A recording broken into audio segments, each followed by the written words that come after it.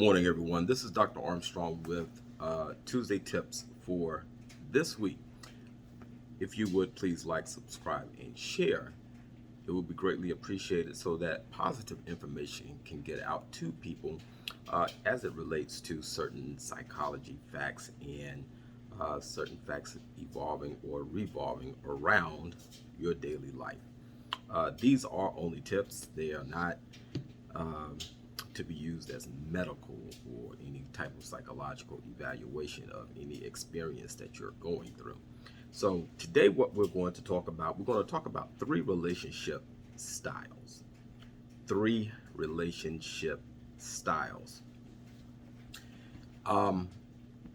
Most people are in some type of relationship, whether it is a distant relationship or some type of relationship that does not garner or warrant a relationship where there's a codependency.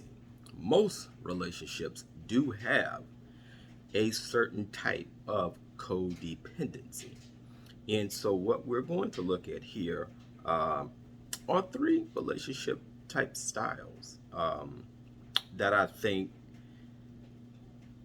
can help you determine where you are in your aspect of life as it involves friendships or your family relationships or even your marriage or romantic relationship with someone.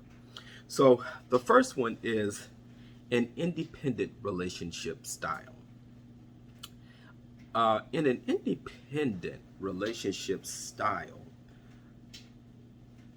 you don't really rely on each other, but you enjoy having their company, you enjoy having them in your presence, you enjoy conversation, but you don't rely on them. Okay, there's a difference in having them around and then just relying on them. You're very self-sufficient. You get things done on your own without having the need to have another person do it for you. Okay, and then you both prefer freedom over being together. And we see this a lot in what they call something that I don't really agree with, these open relationships. I don't really agree with that. If you're going to be with someone, be with that person. And you both feel as though you have your complete own identity. You have your own identity. You're not conforming to what your partner wants you to be. Now, these independent relationships, they can be good in some ways if that's what you ascribe to. And if not, then what you're looking at is down the road, if the independent type style relationship does not work for you, and you try to carry that type of mentality over to a codependent relationship where things get a little different, as we will see, you're going to have a few problems along the way. So codependent relationship, they both rely on each other, but a little bit too much. Okay. In other words, you kind of sweat the person. Give them some room. Give them some room. Give them some room to breathe.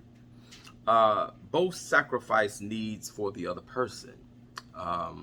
We can look at that as a good or a bad thing. When people do get married, they say, forsaking all others, cleave thee only unto thee, so long as you both shall live. So yeah, you're going to do some sacrificing in a codependent relationship. It's going to happen. However, in that codependent relationship, be mindful of what you're sacrificing.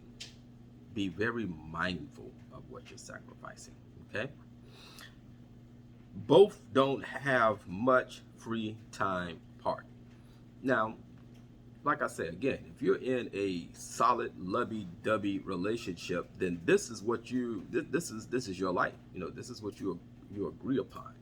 However, if the relationship is so overbearing to the point that you just have to have that person in your every waking moment of sight, um, then it becomes a little obsessive. And then once the obsessiveness sets in, you're looking at some things that could turn very, very detrimental. Both define identity by their relationship.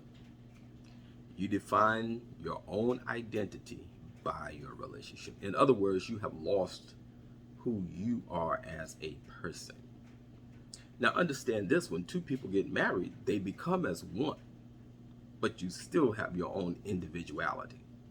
My wife and I are two totally different people. God knows we are. However, we are one. We'll get into that later on. And then we have the third relationship style, which is interdependent relationships. Both rely on each other and own responsibility.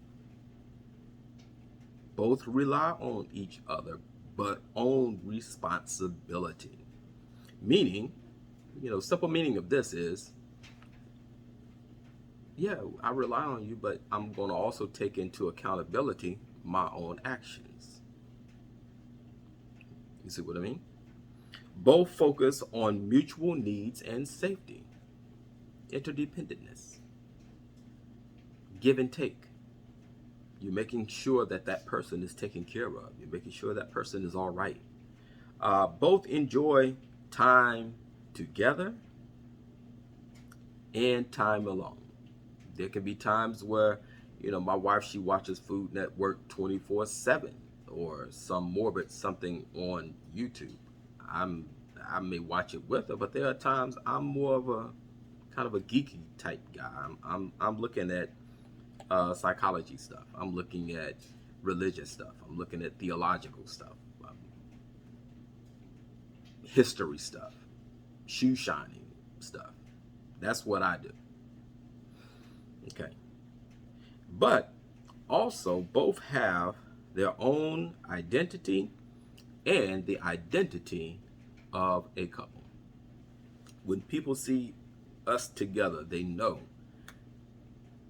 those are the Armstrongs. That's Dr. and Mrs. Armstrong. But they can also pick out, Dr. Armstrong is very different from Mrs. Armstrong. But we have our own individuality. However, we are a unit as a couple. And this is how a solid relationship should be. Be yourself, but also know your boundaries as a married person or a person in a relationship. Once we get into the